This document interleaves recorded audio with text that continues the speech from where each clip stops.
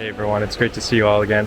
Sorry if the audio is a little bit wonky on this video. I accidentally broke my mic as I was hiking up here, but it is a beautiful day here in the PMW. And I figured I'd just come out into the forest, bring my camera. I have my Sony with 16 to 35, but I also have my 100 to 400 in my bag.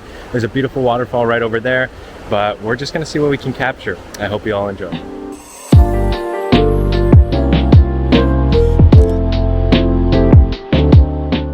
Now, as I've been making my way down this trail, I've noticed that on the side of the trail, there is just patches of clovers.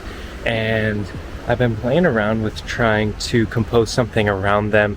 Maybe more of kind of an abstract shot of finding a big bunch of them and just trying to create something, or to see if something pops up in the middle. We'll see.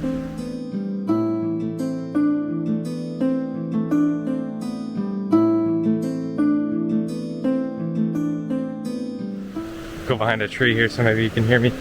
Now, the key to a good abstract image is to still have a subject and still tell a story. It's very easy when shooting abstract photography to kind of jumble everything together and just kind of shoot whatever you see. So you still want to have something that the viewer can focus on, and so it's not just a jumble of stuff. Even if it's abstract, it still needs to have a purpose and a story. And also it helps if it has a subject. So whether that be, for example, I've been working on shooting these groups of clovers in the groves here. And as you'll see, if I just shot randomly into these group of clovers, it's gonna look pretty random. But for an image like this, where it has a specific subject to it, it makes your image feel like it was intentional instead of you accidentally took this abstract image. So that's something to think about when you're taking an abstract image, is to make sure your image still has a purpose and a story behind it.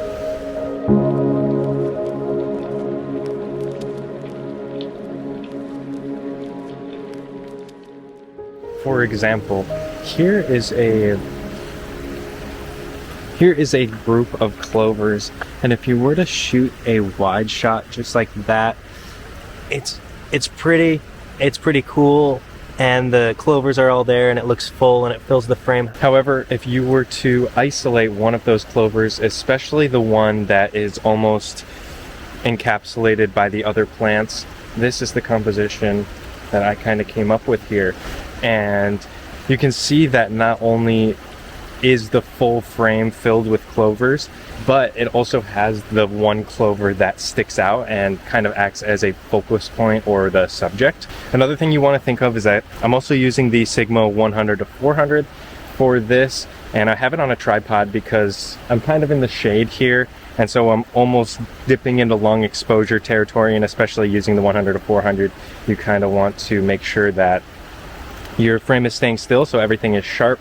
And also be aware of the minimum focus distance. So I actually have to kind of have my tripod set up here and focus down there instead of getting really close to it, because the 100 to 400 has a minimum focus distance of, I think, about a meter. So I have to be at least a meter away from the subject for it to even focus. So that's something to keep in mind as well. But let's see how this shot turned out.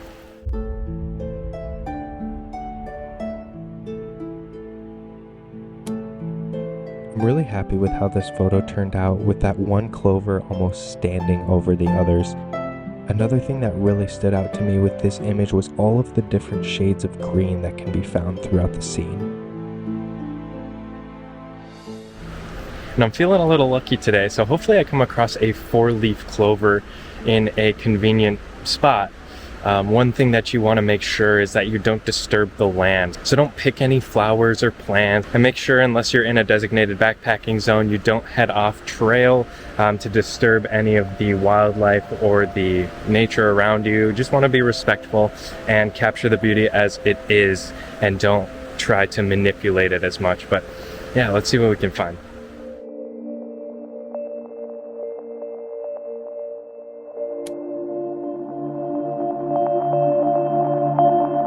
Now to me it almost looks like that biggest water droplet split between the two leaves almost looks like an eye of a reptile or a dragon. So I took another photo, really zoomed in and focused on that, and here's what I captured.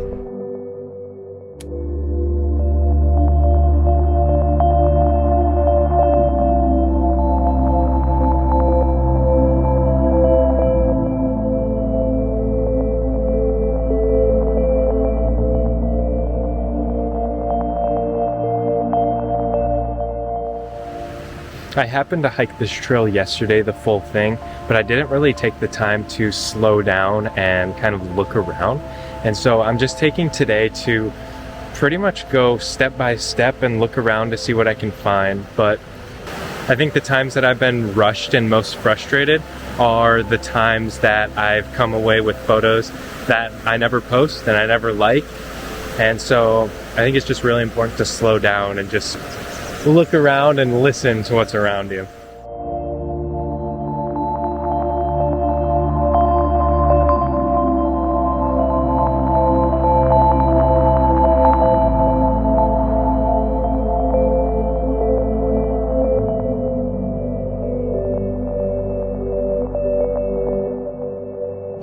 As I mentioned before, my microphone did break as I was going over here, so it's going to be pretty loud. I'm heading back towards the waterfall.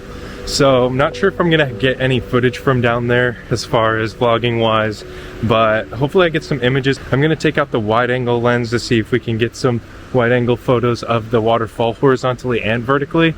But yeah, so I'll see you over there.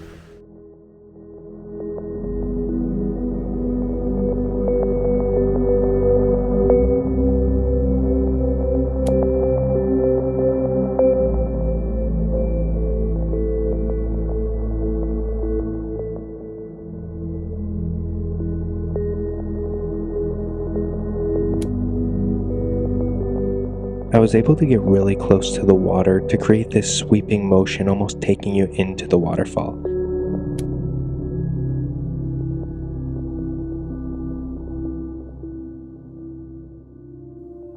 To me, I really like the more exaggerated look of the horizontal sweeping motion of the water, but let me know what you think. Do you like the horizontal or vertical composition more?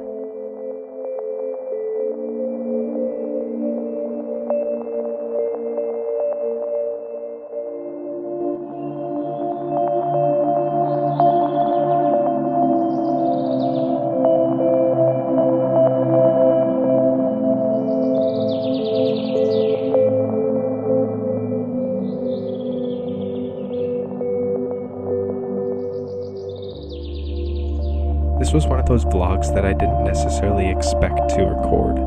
I originally headed out just to go for a nice hike and bring my camera, and I'm so glad I recorded some footage while I was there. I really didn't anticipate getting any photos that I really liked, and I think that really took a lot of pressure off of me to try to get good photos. And I think that mindset really helped me capture the photos that I captured today.